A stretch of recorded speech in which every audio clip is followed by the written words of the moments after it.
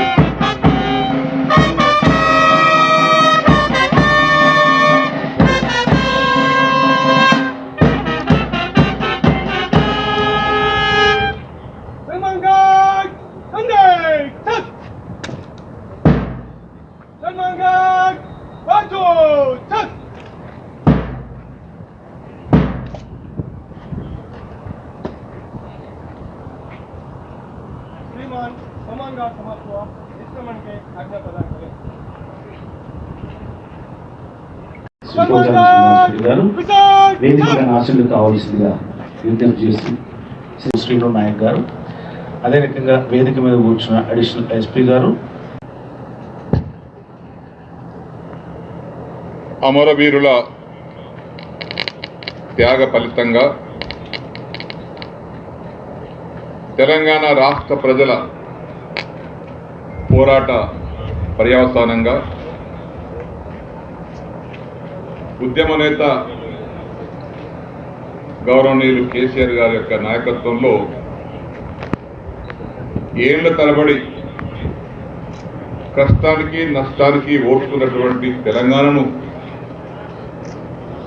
ఉద్యోగ ఉపాధ్యాయ సంఘాల సహకారంతో, తెలంగాణ ప్రజల యొక్క ఆశీర్వాదంతో మనం తెలంగాణ సాధించుకొని 8 సంవత్సరాలు ఈ రోజుకి పూర్తవుతా ఉంది. ఇట్టి శుభదినాన ఇప్పుడే మనం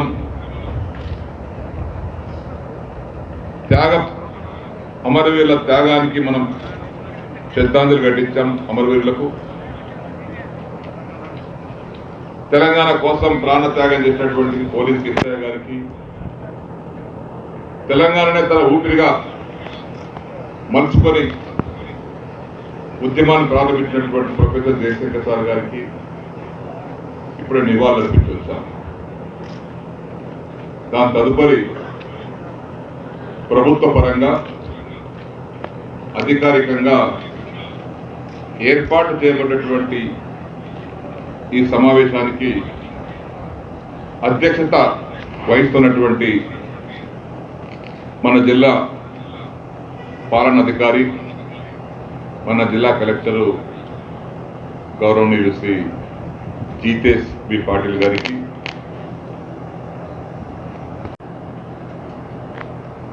ఒకసారి మనం గతాన్ని గురించి ఆలోచించుకుంటే 2 జూన్ 2014 నాడు కొత్త రాష్ట్రం ఏర్పడకంటే ముందు తెలంగాణ పరిస్థితి ఏంది,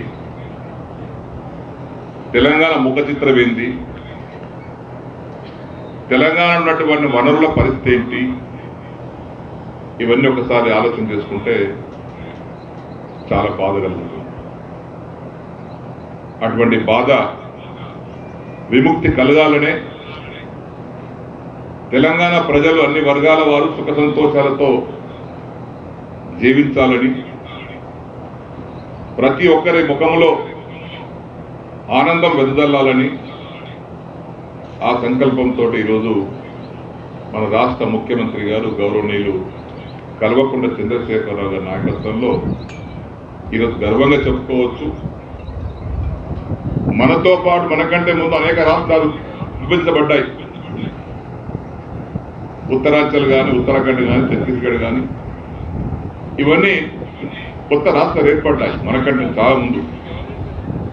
కానీ అందరి తర్వాత ఏర్పడ్డ తెలంగాణ రాష్ట్రం చంద్రశేఖరరావు గారి యొక్క నాయకత్వంలో పరిపాలన ఈనాడు దేశానికి ఆదర్శవంతమైనటువంటి పరిపాలన కొనసాగుతుందని ఇక్కడ మనం గర్వంగా చెప్పుకోక తప్పదు. ఈ అంశాన్ని తీసుకున్నా, ఏ వర్గాన్ని తీసుకున్నా, ఎన్ని ఇబ్బందులు వచ్చినా, ఎన్ని అడ్డంకులు వచ్చినా వాటన్నిటి అధిగమించుకొని మన చక్కటి కార్యక్రమాన్ని ముందుకు తీసుకెళ్తా ఉన్నాం. ఒకసారి గతాన్ని ఆలోచించుకుంటే మేము శాసనసభ్యులుగా గత 20-30 సంవత్సరాల నుంచి ఉన్నాం. తెలంగాణ గ్రామాలకు పల్లెలకు ఎండాకాలం వచ్చింది వెళ్ళాలంటే భయం వేసింది మాకు. ఆ భయం దేనికోసమంటే మా ఆడబిడ్డలు బోర్లు ఎండిపోయి మోటార్లు గాలిపోయి నీళ్లు రాక వారి కుటుంబ అవసరాలు తీరక ఎమ్మెల్యే గారు వస్తున్నారంటే కారు ముంగట బిందెలు అడ్డం పెట్టేవారు. మరొక పక్క రైతులు కరెంటు సరఫరా లేక 2 గంటలు 3 గంటలు ఎప్పుడు వస్తుందో తెలియనటువంటి పరిస్థితిలో పంటలు ఎండిపోయి రైతులు ఆత్మహత్యలు చేసుకునేటువంటి పరిస్థితి, ఆనాడు ధర్నా చేసినటువంటి పరిస్థితి మనం కళ్ళారా చూశాం, మేము అనుభవించాం. ఈరోజు గౌరవ ముఖ్యమంత్రి గారి నాయకత్వంలో మొట్టమొదటగా ఆడబిడ్డలకు అసౌకర్యం కలగకుండా ఎవరింటి దగ్గర వారే కుళాయి పెట్టుకొని నీళ్లు పట్టుకునే విధంగా మిషన్ భగీరథ పేరుతోటి 40,000 కోట్లు ఖర్చు పెట్టి ఈనాడు రాష్ట్ర వ్యాప్తంగా అనేక జలాశయాలు నింపుకొని స్వచ్ఛమైనటువంటి నీటిని ఈనాడు ప్రతి ఇంటికి అందజేస్తున్నటువంటి పరిస్థితిని మీరు కళ్ళారా చూస్తూ ఉన్నారు. ఈరోజు బిందెలు అడ్డం లేవు, రైతులు అడ్డంగా ధర్నా చేసేది లేదు. ఈనాడు 24 గంటల కరెంటు రైతులకు ఇస్తా ఉన్నాం. దాదాపు కరెంటు విషయంలో కూడా మనకు కొన్ని అడ్డంకులు వచ్చినా వాటి అధిగమించుకొని ఈరోజు దాదాపు ఉత్పత్తి అయినటువంటి విద్యుత్ కేంద్రాలు కానీ, జల విద్యుత్ కేంద్రాలు కానీ, థర్మల్ విద్యుత్ కేంద్రాలు కానీ, సోలార్ విద్యుత్ ఉత్పత్తి కానీ ఇవన్నీ కలుపుకొని ఈరోజు ఉత్పత్తి అయింది కానీ కొత్తగా అయ్యేది కానీ కలుపుకుంటే 28,000 మెగావాట్ల కరెంటు ఉత్పత్తికి రాష్ట్ర ప్రభుత్వం ప్రణాళికలు సిద్ధం చేసింది. ఇప్పటికే 17,000 మెగావాట్ల కరెంటు మనకు అందుబాటుకు వచ్చింది. దాని పర్యవసానమే, దాని ఫలితం ఈరోజు కరెంటు కొరత లేకుండా మనం హాయిగా పరిశ్రమ నడుపుకుంటున్నాం. రైతులకు పొలాలకు నీళ్ళు వస్తున్నాయి బోర్ల ద్వారా, గృహ అవసరాలకు ఇబ్బంది లేదు, కమర్షియల్ వాళ్ళకి ఇబ్బంది లేదు, ఎవరికి ఇబ్బంది లేకుండా ఎక్కడన్నా స్థానిక సమస్యలు వస్తే ఏదైనా పోలు పడిపోయో వైరుసుకో ఇబ్బంది వస్తే రావచ్చు, కానీ పైనుంచి కరెంటు కొరత లేకుండా ఈ ఎండాకాలంలో ప్రతి రాష్ట్రం మీరు పేపర్లో చూశారు, 70 ఏళ్ల నుంచి పరిపాలిస్తున్నటువంటి రాష్ట్రాల్లో కూడా ఈరోజు కరెంటు కొరత తీవ్రంగా ఉంది. ఎప్పుడు వస్తుందో ఎప్పుడో తెలియదు వేరే రాష్ట్రాల్లో. ఈనాడు మన రాష్ట్రంలో ఆ కొరత లేకుండా చేసినటువంటి ఘనత తెలంగాణ ప్రభుత్వాన్ని గౌరవ ముఖ్యమంత్రి కేసీఆర్ గారితో చెప్పేసి కూడా నేను గర్వంగా చెప్పుకోవాల్సిన అవసరం ఉంది. ఆ విధంగా కరెంటు కొరత తీసుకున్నాం. ముఖ్యంగా అన్నిటికంటే ముఖ్యంగా వ్యవసాయం. నేను ఒక రైతుని. గతంలో మీ అందరి ఆశీర్వాదంతో అగ్రికల్చర్ మినిస్టర్గా ముఖ్యమంత్రి గారు నాకు అవకాశం ఇచ్చారు. అనేకమైనటువంటి రిఫార్మ్స్ తీసుకొచ్చారు. వ్యవసాయం అంటే దండుగ నుంచి వ్యవసాయం అంటే పండుగ అనే పరిస్థితిని తీసుకొచ్చాం. గతానికి పోల్చుకున్నట్లయితే కరెంటు లేక, నీళ్లు లేక, విత్తనం లేక, ఎరువులు లేక, పండించిన ధాన్యం కొనవారు లేక రైతులు పంటలు పండించడమే దండుగా అనేటువంటి పరిస్థితి కలిగేది. ఈరోజు ఇవన్నీ సమకూర్చాం. తెలంగాణ వచ్చిన వెంటనే మీరు చూశారు గతంలో ఇక్కడ రైతులు చాలా మంది ఉన్నారు. ఎరువుల బస్తాలకు వెళ్తే భోజనానికి వెళ్తుంటే నా క్యూ ఎవరు దెబ్బతీస్తారని చెప్పులు అడ్డ పెట్టి వెళ్ళేవారు క్యూలో. కానీ తెలంగాణ వచ్చిన తర్వాత ముఖ్యమంత్రి గారి యొక్క సలహాతో కేంద్రానికి వెళ్ళి చేసినటువంటి మంచి పని ఏంటంటే కొన్ని డ్రై పీరియడ్స్ ఉంటాయి. ఏ రాష్ట్రం ఎరువులు తీసుకోదు, డబ్బులు కట్టరు. ఆ డ్రై పీరియడ్లో జూన్ మాసం కంటే ముందు అందరూ జూన్ నుంచి స్టార్ట్ చేస్తారు. మనం మార్చ్ ఏప్రిల్ మేలోనే ఢిల్లీకి వెళ్ళి ఏ రాష్ట్రం ఎరువులు అవసరం లేనటువంటి పరిస్థితిలో ఆ రాష్ట్రాలకు కేటాయించినటువంటి ఎరువులను మనం బఫర్ స్టాక్ పెట్టుకొని రైతాంగానికి కొరత లేకుండా చేశాం. అది చేసినటువంటి ఘనత. అది ఇప్పటికే కొనసాగుతూనే ఉంది. ఇప్పుడు ముఖ్యమంత్రి గారి యొక్క ఆలోచన విధానంగా ప్రస్తుత నిరంజన్ రెడ్డి గారు కూడా అదే కార్యక్రమం చేపడుతున్నారు. నీటి కొరత ఈరోజు పంట పండించినటువంటి రైతాంగానికి మనొక్క కామారెడ్డి జిల్లాలోనే ఈ యాసంగిలో 3,35,159 ఎకరాల పంట మనం వేసుకున్నాం. దాంట్లో రైతాంగానికి పండించినటువంటి పంటను కూడా నిన్నటి వరకు కొనుక్కొని వారి డబ్బులు ఇచ్చేశారు. గతంలో కొనుగోలు కేంద్రాలు ఉండేటి మండలానికి 1 లేదా 2. ఈరోజు దాని లెక్కన లేదు. ఒక రైతు కల్లంకాడ వరదాన్ని నెడబోసి పెట్టుకుంటే ఆ కల్లంకాడ పోయి మనం కాంటాలు పెడుతున్నాం. నంబర్ ఆఫ్ సెంటర్స్ ఇంత ఏం లేదు, అన్లిమిటెడ్. లెక్క కలెక్టర్ గారు ప్రభుత్వ ఆదేశాల ప్రకారంగా 344 కేంద్రాలని చెప్పారు. వారు అఫీషియల్గా ఉంది. కానీ దానికి 4 రెట్లు ఒక గ్రామానికి ధాన్యం పలానా వ్యక్తి హనుమంత్ రెడ్డి గారి పొలమాట ఆ కొనకుంది, ఆ రోడ్డు మీద వడ్డండ పోసుకున్నాడు. మళ్ళీ అక్కడి నుంచి తీసుకొచ్చి ట్రాన్స్పోర్ట్ ఇబ్బంది ఎందుకని హనుమంత్ రెడ్డి గారి పొలం కాడికి వెళ్ళి లారీ పంపించి కాటా పెట్టుకున్నాడు. అట్లా అన్ని సౌకర్యాలు కలిగించి రైతును ఆదుకుంటా ఉంది. ఈరోజు రైతులకు మంచి ధర కూడా కలుగుతూ ఉంది. ఈ సందర్భంలో నేను విజ్ఞప్తి చేస్తా ఉన్నాను. మన రాష్ట్రంలో ఒకప్పుడు నేను వ్యవసాయ శాఖ మంత్రి ఉన్నప్పుడు సాగు విస్తీర్ణం 1,08,00,000. ఈరోజు కరెంటు సరఫరా మెరుగుపరచడం వల్ల కానీ, వివిధ ప్రాజెక్టుల ద్వారా నీరు ఇవ్వటంలో కానీ, అసంపూర్తిగా ఉన్న డెట్టంపాడు, భీమా, కోయిల సాగర్ ఈ ప్రాజెక్టు పూర్తి చేయడం కానీ, కల్వకుర్తి కానీ, నిజాం సాగర్ కెనాలను మోడర్నైజ్ చేయడం కానీ, Sriram Sagar project 3rd phase కింద పనులను పూర్తి చేయడం కానీ, కాళేశ్వరం ప్రాజెక్టును కట్టుకోవడం కానీ, వివిధ లిఫ్ట్ ఇరిగేషన్స్ పెట్టుకొని ప్రారంభించుకోవడం కానీ, ఈ రకరకాల నీటి సరఫరా వల్ల 1,08,00,000 ఉన్నటువంటి విస్తీర్ణాన్ని ఈరోజు 1,55,00,000 తీసుకెళ్ళాం. అంటే స్వల్ప కాలంలోనే మరొక 50 లక్షల ఎకరాలకి మనం కొత్తగా నీరు ఇస్తున్నాం. దాని ద్వారా పంట ఎంత పండుతుందంటే అన్ని కలుపుకుంటే సంవత్సరానికి 3,81,00,000 టన్ను ధాన్యం ఉత్పత్తి అవుతా ఉంది. అది వరిధాన్యం కావచ్చు, మినుములు కావచ్చు, పెసలు కావచ్చు, సోయాబీన్ కావచ్చు, మక్కలు కావచ్చు, కందులు కావచ్చు. 3,81,00,000 మెట్రిక్ టన్నులు మామూలు విషయం కాదు. దానికి కారణం వ్యవసాయానికి పెద్దపీట వేశాం. వ్యవసాయదారుడికి ఇబ్బంది లేకుండా దేశంలోనే ఎవరు లేరు.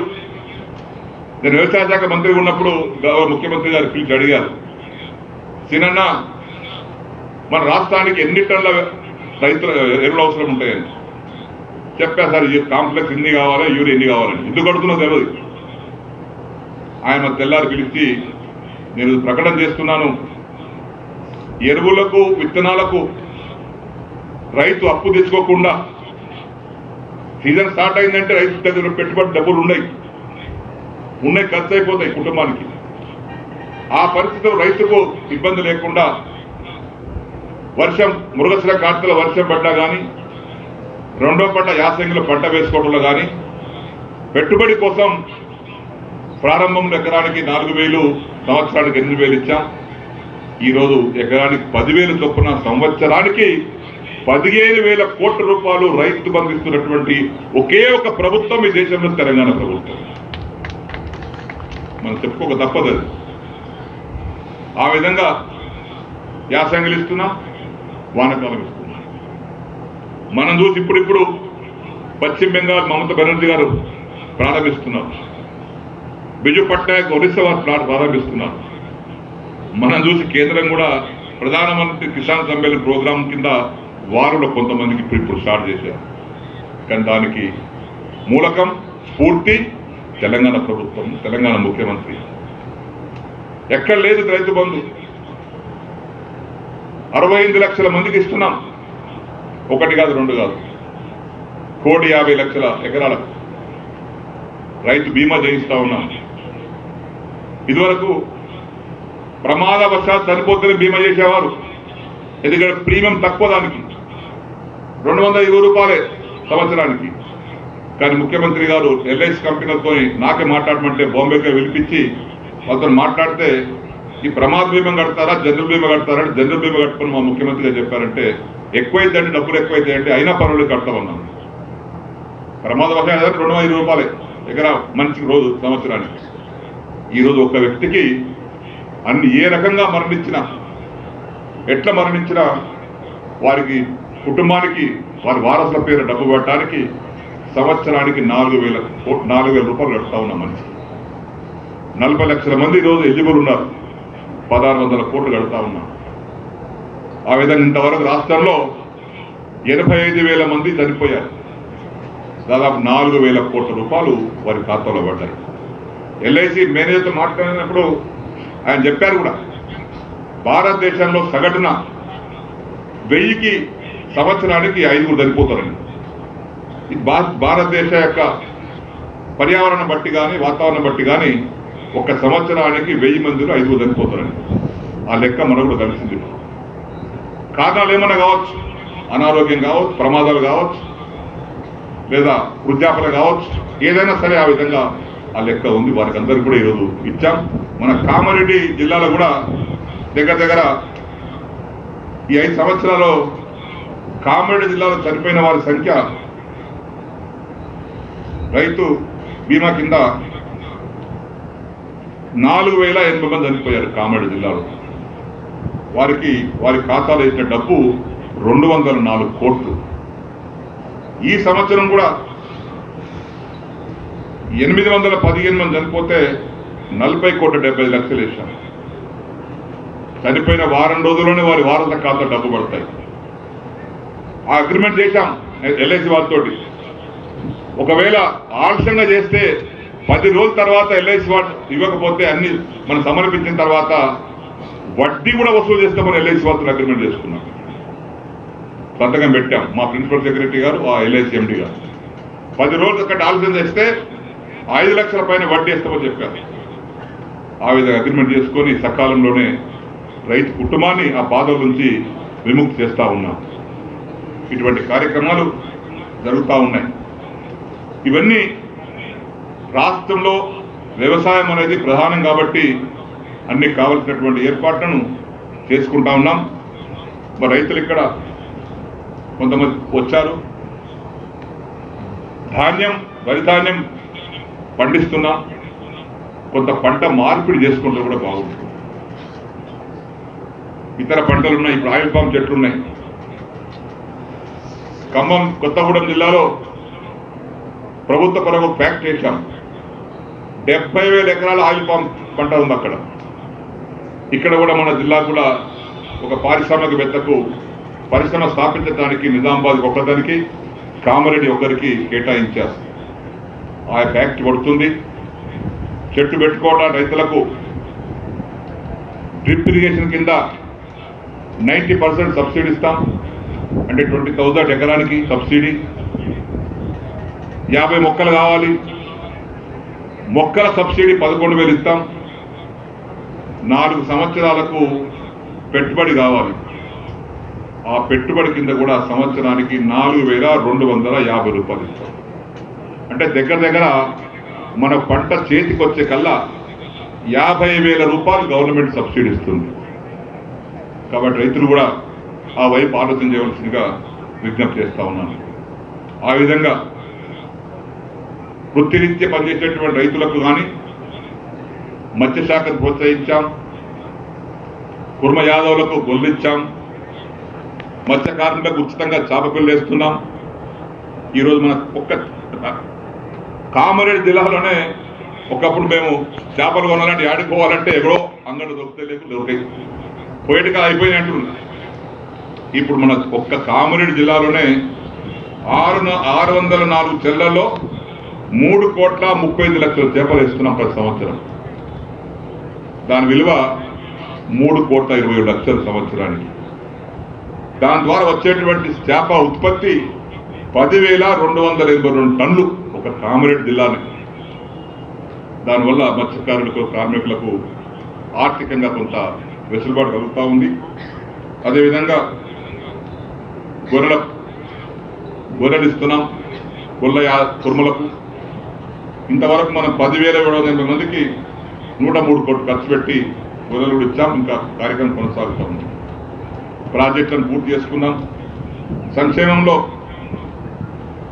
మనం అందరికంటే ముందున్నాం. ఒక వ్యక్తి కార్యక్రమం చొప్పున రూపాయి కిలో బియ్యం మన ఒక కామారెడ్డి జిల్లాలోనే 2,53,820 రేషన్ కార్డుల ద్వారా 8,79,000 మందికి నెలకు 5,588 మెట్రిక్ టన్నుల బియ్యాన్ని పంపించేస్తున్నాం ఒక కామారెడ్డి జిల్లాలోనే.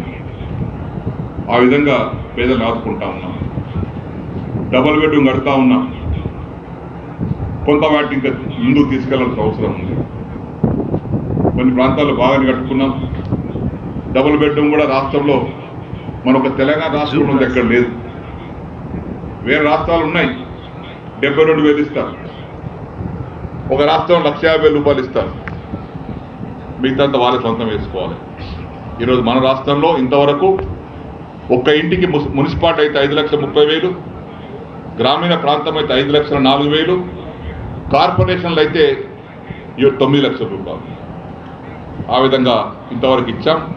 ఇప్పుడు సొంత స్థలాల్లోనే కట్టుకుంటామని కొంత అభ్యర్థన వచ్చింది. మేమే కట్టుకుంటాం, సొంత జాగాలలో ఉంటే పాత ఇల్లు తీసేసి కొత్త ఇల్లు కట్టుకుంటామంటే వారి స్థలంలో కట్టుకోవడానికి 3,00,000 రూపాయలు ఇప్పుడు కొత్తగా మంజూరు కాబోతా ఉంది. ఆ విధంగా డబుల్ బెడ్రూమ్ ముందుకు తీసుకెళ్తాం. ఆసరా పెన్షన్లు మన ఒక జిల్లాలోనే 1,45,000 మందికి ఇస్తున్నాం. ప్రతి నెల 31 కోట్ల రూపాయలు ప్రతి నెల మనం నగదు రూపేణ ఆసరా పెన్షన్ పంచుతా ఉన్నాం. ఆ విధంగా దళిత బంధు కార్యక్రమం కొత్తగా ప్రారంభించాం. అది మన నిజాం సాగర్ మండలంలో హనుమంత్ సిండే గారి కోరిక మేరకు, వారి ప్రయత్నం మేరకు రాష్ట్రంలో 4 మండలాల్లో ఎంపిక చేస్తే వారు ముఖ్యమంత్రి గారికి అభ్యర్థించినటువంటి దాన్ని పట్టుకొని ఆయన ఒక మండలానికి దళిత బంధు అమలు చేస్తున్నారు. దాదాపు 1,297 దళిత కుటుంబాలకు 10 లక్షల కాడికి ఆర్థిక సహాయం అందజేశారు. ఆ కార్యక్రమం కొనసాగుతూ ఉంది. అది కాకుండా ప్రతి నియోజకవర్గానికి 100 చొప్పులు ఇచ్చారు. అది కూడా పనిచేశాం. మళ్ళీ కొత్తగా కాన్స్టిట్యున్సీకి 1,500 చొప్పున మళ్ళీ రాబోతూ ఉంది. ఆ విధంగా వాళ్ళు ఆర్థికంగా బాగుపడుతూ ఉన్నారు. గర్భిణీ స్త్రీలకు పౌష్టికాహారం ఇస్తూ ఉన్నాం. బాలింతలకు పౌష్టికాహారం ఇస్తున్నాం. అంగన్వాడీలో పిల్లలకు బాలామృతం ఇస్తూ ఉన్నాం. నార్మల్ డెలివరీ సంఖ్య పెరుగుతూ ఉంది. ఎప్పుడైతే ఒక పూట అన్నం కడుపు నిండా గుడ్డు పాలతో అంగన్వాడీ సెంటర్లో పేద మహిళలు భోంచేస్తున్నారో, లేదా కేసీఆర్ కిట్ ద్వారా వచ్చేటువంటి డబ్బులతో వారు కొంత ఆరోగ్యాన్ని కాపాడుకుంటున్నారో, ఒకప్పుడు 32% ఉన్నటువంటి నార్మల్ డెలివరీసు ఇలా కామారెడ్డి జిల్లా వ్యాప్తంగా 54% పెరిగింది. ఇంకా పెరుగుతుంది. ఆడబిడ్డలకు ఊరికేనేవైతే ఆపరేషన్ చేయాలి, మీకు రక్తం లేదు, రక్తహీనత ఉంది, రక్తం తెచ్చుకోవాలి అని అంటుంది. ఇప్పుడు ఆ బాధ నుంచి మనం విముక్తి చేస్తూ ఉన్నాం. పిల్లల మరణాలు తగ్గినాయి, తల్ల మరణాలు తగ్గినాయి. దానికి కారణం పౌష్టికాహారం.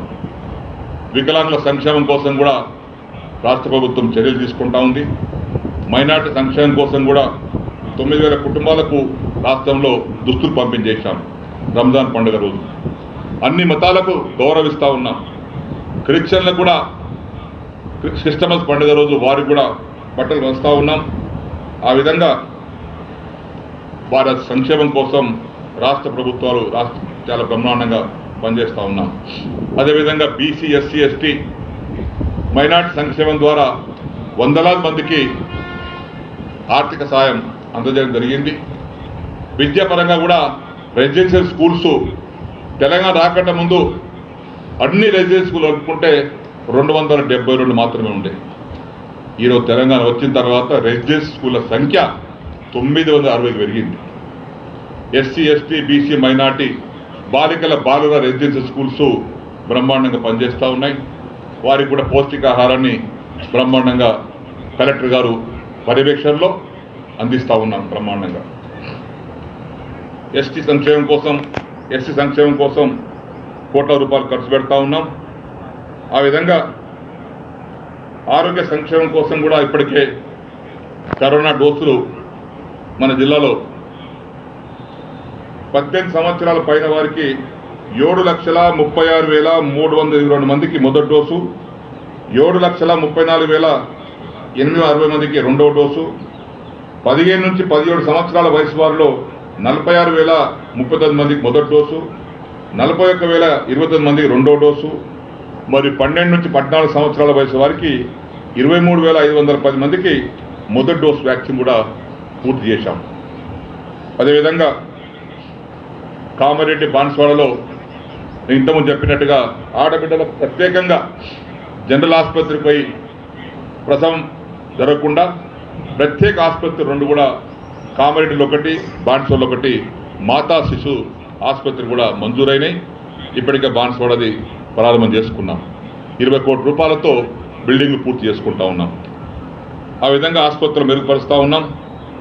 హరితారం కింద మంచి వాతావరణాన్ని పెంచుకోవడానికి, పర్యావరణాన్ని కాపాడటానికి హరితారం కింద కూడా పెద్ద ఎత్తున చెట్టు వేస్తూ ఉన్నాం.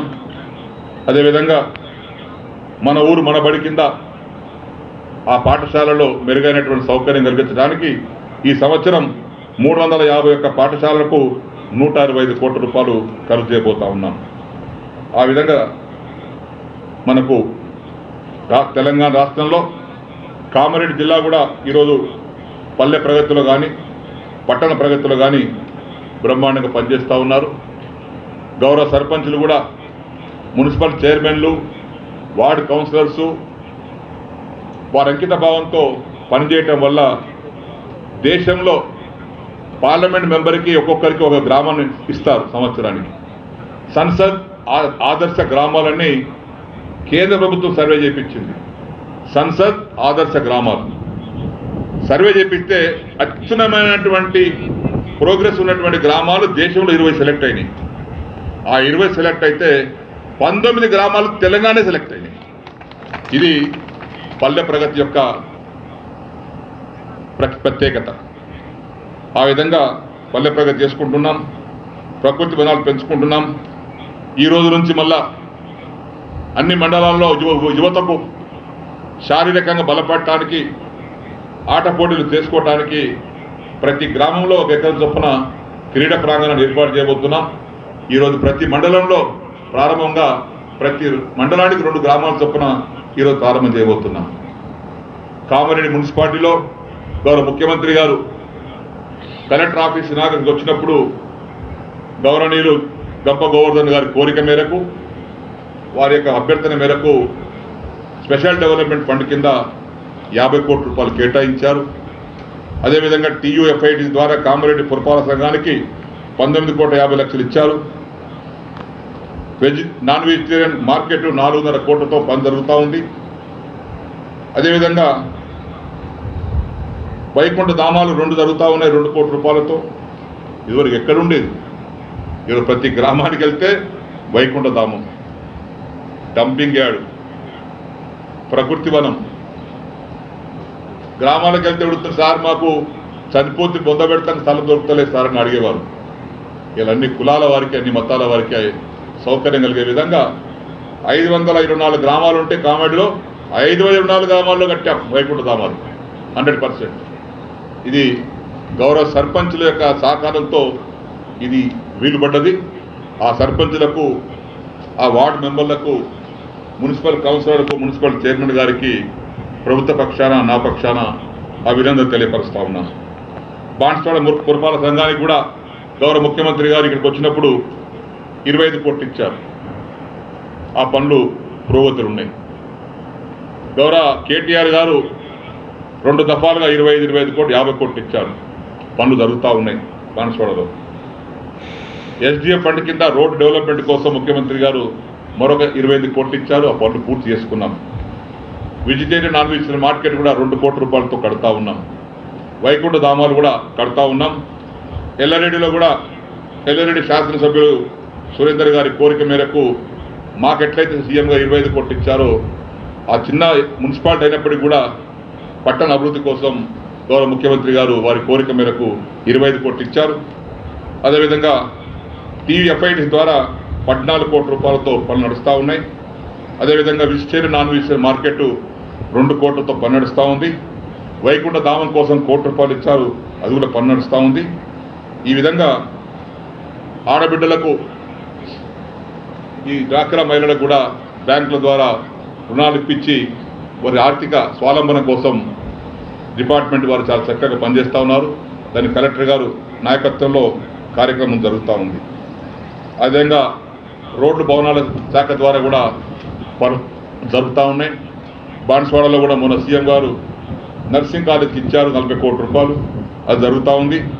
అదేవిధంగా ఎల్లారెడ్డి ఎమ్మెల్యే గారు అనేక సంవత్సరాలుగా ఎల్లారెడ్డి కట్ట మీద పోతుంటే ఎప్పుడు కింద పడతామని భయం వేసేది.